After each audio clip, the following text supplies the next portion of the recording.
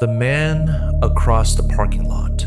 I knew the man outside our motel room was lying when he said he was staying upstairs, because the next morning, the owner told us the motel only had one floor.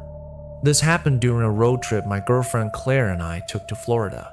We had been driving for almost 13 hours, and by the time we crossed into southern Georgia, I was doing that dangerous thing where you blink and lose 2 seconds of road. Claire had fallen asleep in the passenger seat with her hoodie pulled over her face, and every highway sign was starting to blur together. I wanted to keep going. She had already told me twice not to be stupid. So around 1:20 a.m., I pulled off at an exit with 3 signs: gas, food, lodging. The food place was closed. The gas station looked empty. The motel sat behind both of them, glowing under a tired red sign that buzzed every few seconds like an insect trapped in glass. It wasn't the kind of place you choose because it looks good. It was the kind of place you choose because your body is done arguing. The office was a small room attached to the front of the building. A woman in her 60s came out from the back when I rang the bell. She looked exhausted, but kind. She gave me a paper form, asked for my ID, and handed over a metal key attached to a plastic tag. "Room 7, she said. "Far end. Park right in front." I asked if it was quiet. She gave a tired smile and said, "You're the only ones here tonight." That should have made me feel better. It didn't. The motel was shaped like a long row of rooms, all facing the parking lot. No hallway, no lobby beyond the office. Just doors, windows, old curtains, and a vending machine near the icebox. Room 7 was at the far end, beside a narrow strip of grass in a dark field behind the property. Claire woke up when I parked. She looked around and said, "Absolutely not." I said, "4 hours. Then we leave." She stared at the motel like it had personally offended her, but she was too tired to argue. The room was old, but not filthy. 2 lamps, 1 bed, a TV mounted crooked on the wall, a bathroom with a sink that dripped every 15 seconds. Claire checked the sheets while I checked the lock. There was a deadbolt, a chain, and one of those sliding latches that always look stronger than they probably are. We brushed our teeth, changed into sweatpants, and agreed not to unpack anything except the chargers. That was when I realized mine was still in the car. Claire was already half under the blanket, eyes closed. I told her I'd be right back. She mumbled something that sounded like, "Don't get murdered," and rolled over. I made one dumb mistake.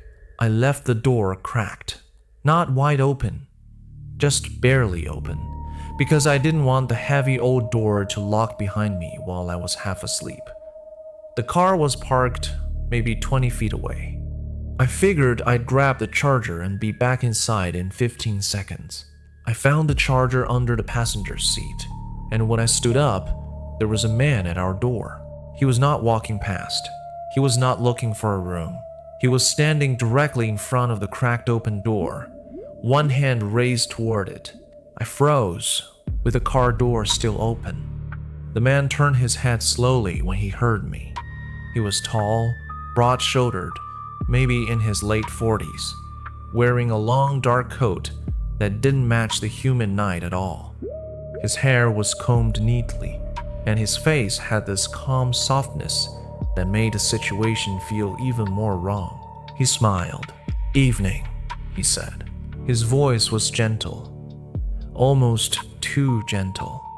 I walked toward him faster than I meant to, trying not to sound panicked. "Can I help you?" He lowered his hand from the door. "Oh, sorry," he said. "Thought this was my room." I looked at the number right beside his shoulder. "Big Brass 7. I said, "This is our room." He smiled again. "Right. My mistake. I'm upstairs. That was the first uneasy detail. There was no visible upstairs. No staircase, no balcony, no second row of rooms.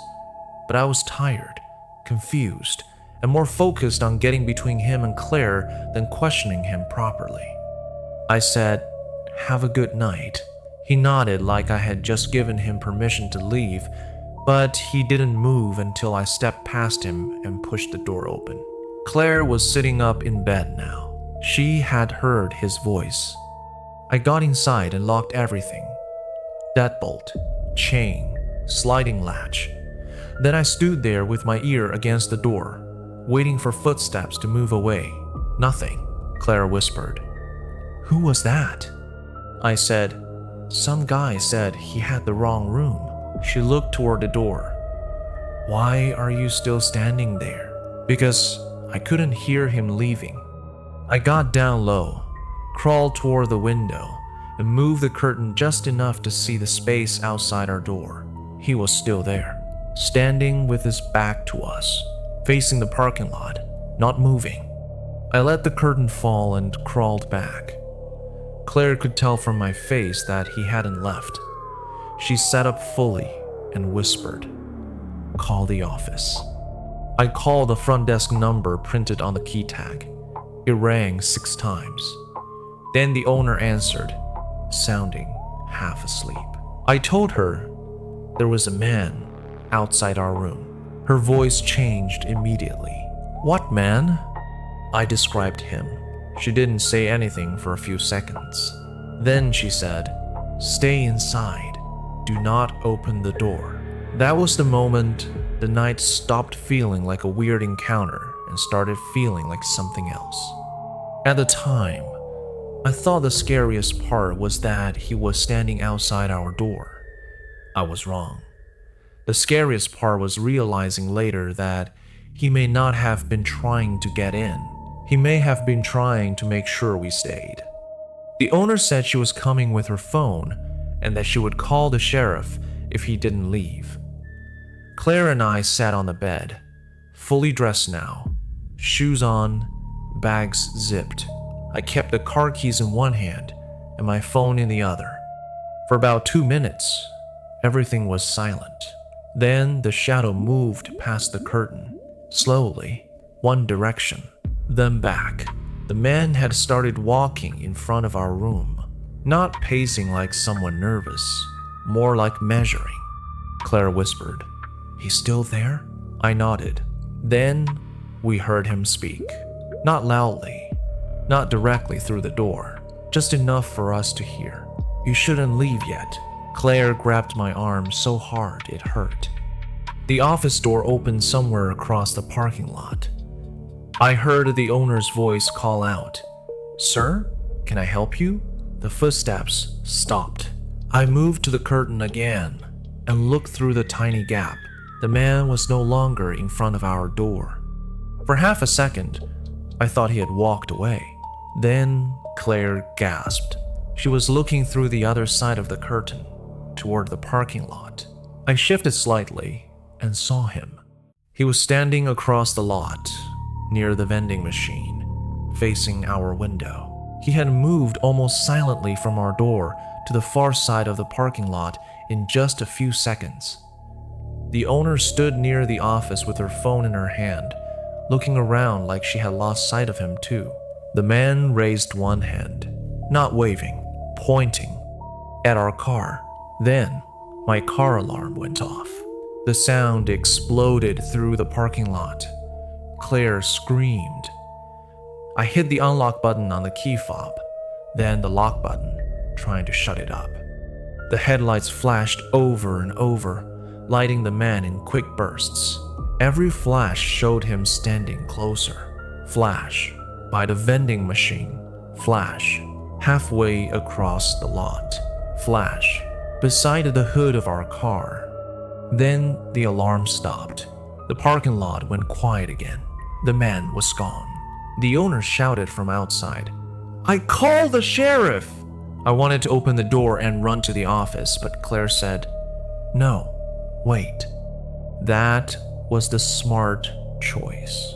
because 10 seconds later, someone tried the handle. The knob turned slowly. The latch caught. Then came one soft knock. The man's voice said, "Forgot something." I don't know what would have happened if the sheriff's deputy hadn't arrived when he did. Blue lights washed over the room, and suddenly, the pressure outside the door changed. The footsteps moved away fast this time. Not running exactly, but quick. The deputy searched the property with a flashlight while the owner stood near the office, shaking. He checked behind the rooms, around the vending machine, near the field, and around our car. No one, no man in a dark coat, no vehicle leaving, no footprints in the dry dirt behind the motel, nothing. The deputy told us we could leave if we wanted, but he suggested we wait until he cleared the area.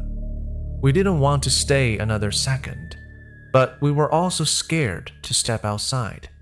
Eventually, with him standing there, we packed our bags and got into the car.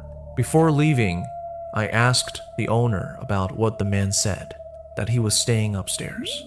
She looked confused. Then she said, "Honey, there is no upstairs." I looked at the motel building again. 1 floor, flat roof, no staircase, no second level. The deputy asked if there had ever been a second floor. The owner said no, never. We left with the deputy following us back to the highway. We drove for 30 minutes before stopping at a busy gas station. Claire cried in the bathroom while I checked the car, mostly to give my hands something to do. That was when I noticed the passenger door wasn't fully closed. Not open, just not latched properly. I knew I had locked the car when we went inside the room. I knew it because I always hit the button twice and listened for the beep. Nothing was missing, but the glove box was open.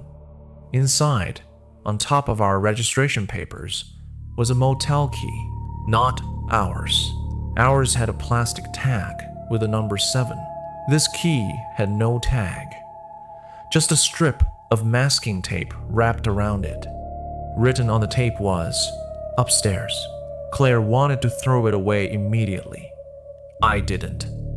I put it in a plastic bag from the gas station and later gave it to the deputy when he called for a follow-up.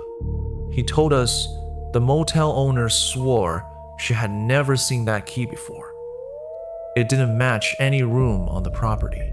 For a while, we tried to move on.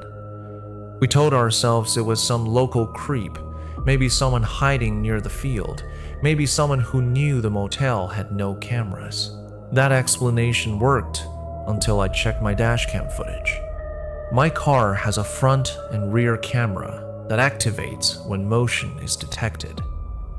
I didn't think it would show much because the car had been facing away from our room, but the rear camera caught the walkway. The clip started when I walked to the car for my charger. You can see me open the passenger door and lean inside. You can see our motel room door cracked open behind me. Then the door opens wider, not from outside, from inside. A man steps out of our room, tall, dark coat, calm, smile. He pulls the door almost shut behind him, then stands in front of it. 3 seconds later, I turn around and see him. I watched that clip maybe 50 times. There was no mistake. He didn't walk up to our door. He came out of our room.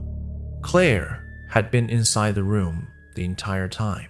She swears she never saw him, never heard the door open, never felt anyone move past her.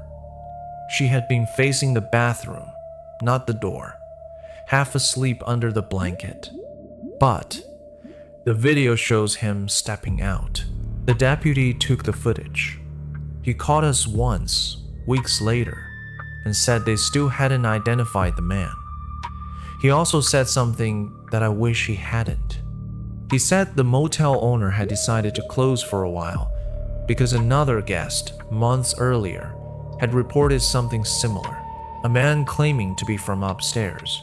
A motel with no upstairs. Claire and I don't stay at roadside motels anymore.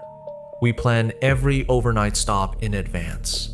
We never leave a door cracked, not even for a second. And every time we check into a room, Claire opens the door while I stand behind her and check the space inside first. Closet, bathroom, behind curtains, under bed, every time. I know how paranoid that sounds, but I also know what my dash cam showed. A man walked out of our motel room before I ever saw him outside. And the part I still can't explain is this. When he stepped out, he didn't look surprised to see my car camera. He looked directly into it, smiled, and raised one finger to his lips, like he knew Claire was still asleep inside and didn't want the camera to wake her.